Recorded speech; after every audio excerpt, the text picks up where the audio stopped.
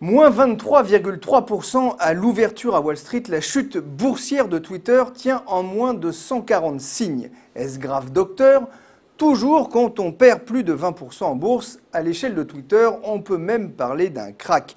Moins 20%, ce n'est pas si fréquent, il faut avoir déçu les investisseurs. Alors la déception, elle existe au niveau des résultats publiés hier soir après la clôture par le groupe californien. Alors pas au niveau des bénéfices, Twitter n'en fait pas, mais plus au niveau du ralentissement de la croissance du nombre d'utilisateurs. À peine 9 millions d'utilisateurs de plus au quatrième trimestre.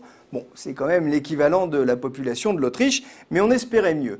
Surtout, les investisseurs s'inquiètent de la baisse des interactions entre les followers sur le réseau, ce qu'on appelle notamment les retweets, ce qui est quand même la base d'un réseau social.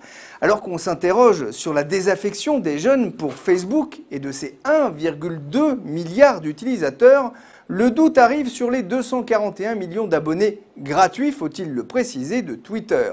À ce titre, le parcours boursier des deux groupes emblématiques de l'Internet 2.0 est assez révélateur.